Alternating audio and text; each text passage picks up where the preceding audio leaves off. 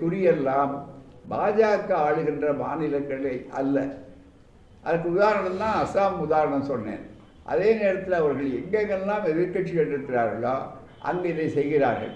அவர்களால் மக்கள் சந்தித்து மக்களின் பேராதரவை பெற்று முறையாக ஆட்சிக்கு வர வாய்ப்பில்லை என்றாலும் இது மாதிரி குறுக்கு வழியில் ஓட்டு திருட்டு என்று ராகுல் காந்தி போன்றவர்கள் பச்சையாக ஒரு பெரிய டெல்லியிலேயே மிகப்பெரிய அளவு கிளர்ச்சி நடத்தியிருக்கிறார்கள். இதுவரையில் சிபிஐ, வருமான வரித்துறை, அமலாக்கத்துறை தான் அவர்களுடைய கருவிகளாக, கை ஆயுதங்களாக, ஏவுகணைகளாக இருந்தன.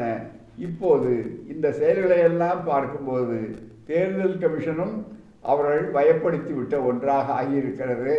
அந்த வேகத்தில் இப்போது நீதிமன்றத்திலும் கொஞ்சம் காவியை அடிக்கலாமா என்று இன்னொரு கருவியையும் கையாளுகிறார்கள். அதை பற்றி மாலை நான் சொல்லுகிறேன். ஆகவே இது சுலபத்தில் ஜனநாயகத்திற்கு அடிக்கின்ற சாவுமொழியினுடைய முதல் ஒலி. ஆகவேதான் ஜனநாயகம் என்பது இருக்கிறதே, உண்மையான வாக்குகள் பயன்பட வேண்டும். தவறான வாக்குகளை போடுகின்றவர்களுக்கோ மற்றவர்களுக்கோ இடம் கொடுக்கக்கூடாது என்பதற்கு சட்ட பாதுகாப்புகள் இருக்கின்றன என்றால் அதை அவர்கள் பயன்படுத்துவதிலே எங்களுக்கு எந்த விதமான ஆட்சேபனே இல்லை. இது ஆய்வு செய்யக்கூடாது என்பது எதிர்க்கட்சிகளுடைய வாதம் அல்ல, மற்ற இதை குறை சொல்லுகிறவருடைய வாதம் அல்ல.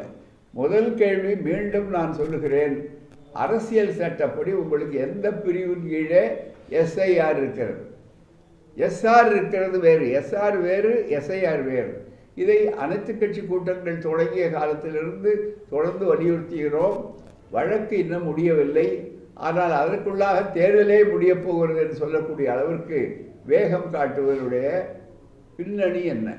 எதிர்க்கட்சிகளையே மையப்படுத்துவது, எதிர்க்கட்சி வாய்ப்புள்ள கேரளா, தமிழ்நாடு, அதே மாதிரி மேற்கு வங்கம், இப்படிப்பட்டவர்களையே முன்னிலைப்படுத்துவது என்பது இருக்கிறதே, அது சந்தேகத்துக்குரியதாக இருக்கிறது. மிக முக்கியமான வீடுதோறும் எடுக்கக்கூடிய, இந்தியா முழுவதும் எடுக்கக்கூடிய ஒரு சென்சஸில் மிக முக்கியமானது சமூக நீதிக்கு சட்டங்கள் வேண்டும் என்று சொன்னால் அந்த சட்டங்களை நிறைவேற்றுவதற்கு நீதிமன்றத்தில் போகும்போது நீதிமன்றத்தில் என்ன கேட்கிறார்கள்? இதற்கு உங்களுக்கு போதிய ஆதாரம் இருக்கிறதா? குவான்டிஃபையபிள் டேட்டா, அந்தந்த ஜாதிக்காரர்கள் எவ்வளவு இருக்கிறார்கள் என்று கேட்கிறார்களா என்று ஒரு பக்கம் கேட்கிறார்கள். அதற்கு இல்லை, காரணம் சென்சஸ் எடுக்கவில்லை என்று சொல்லக்கூடிய அளவில் அதிலே அவ்வளவு மெத்தனம் காட்டக்கூடிய ஒன்றிய அரசும் அமைப்புகளும் இதிலே என்ன இவ்வளவு வேகம்?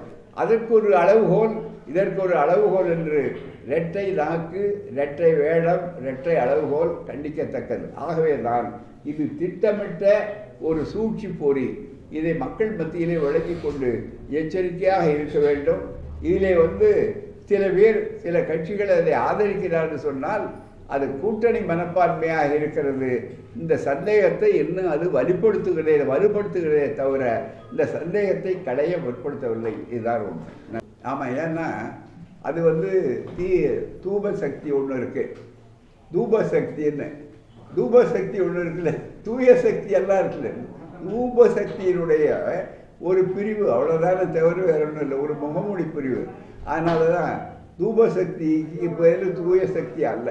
ஏன்னா சக்தியே அல்ல, அவ்வளோதான், வெறும் கூட்டமே தவிர சக்தி என்று விளக்கை காட்ட முடியாது. ஆகவே தான் மக்கள் சக்திக்கு முன்னால் இந்த சக்திகள் எல்லாம் தோல்வியடையும். மக்கள் சக்தி என்பது தெளிவாக யார் என்பது எல்லோருக்கும் தெரியும். அதனால தான் இன்னும் கூட ஒன்று சேர முடியாத சக்திகள். முதல்ல அவர்களுக்குள்ளே ஒன்று சேரலை. ஏன்னா ஒருத்தர் அதுக்கு விளக்கம் என்ன சொல்கிறார்? தூய சக்தின்னு தன்னைத்தானே சொல்கிறார். அவர் தூய சக்தியா இல்லையாங்கிறது வாங்குகிற பணம் எவ்வளவு, கணக்கு கொடுத்த பணம் எவ்வளவு என்று தெரிந்தாலே அவருடைய தூய்மை உலகத்துக்கு தெரியும். அடிப்படையில் எது உண்மையாக இருந்தால் அதை தெளிவாக சொல்வார்கள். போலியா உண்மையா என்பதை பல இடங்களில் தெளிவாக இதை காட்டிக் கொண்டிருக்கிறார்கள். ஆகவே தான் இந்த அடிப்படை சட்டத்தை எதிர்த்து முதல்ல தெளிவுபடுத்துறது யார்? திமுக மட்டும்தான் சொல்கிறாங்களா? அந்த மேற்கு வங்காளத்துக்காரங்க சொல்கிறாங்கன்னா அது திமுகவை சேர்ந்தவர்களா? அல்லது பொதுவாக இருக்கிறவர்களாம்? இந்த மாதிரி பத்திரிகைகள் சொல்கிறார்கள், இவரெல்லாம் எந்த சக்தியை சார்ந்தவர்கள்? இவரெல்லாம் பத்திரிகையில் இன்றைக்கி எழுதுகிறார்கள், எந்த கட்சியை சாராத ஊடகங்கள் கண்டிக்கிறார்கள், பொதுவானவர்கள் சொல்லுகிறார்கள். எனவே ஜனநாயகத்துக்கு அதை சாவுபடி அடித்துவிட்டு பாசிசத்தை ஒரே நாடு ஒரே தேர்தல் என்று சொல்லுகிறார்கள். எனவே தான் இது நடந்தால் இதுதான் கடைசியாக நடந்த ஒரே தேர்தல் என்று சொல்லக்கூடிய நிலை தான் ஏற்படும். இதுதான் உண்மை.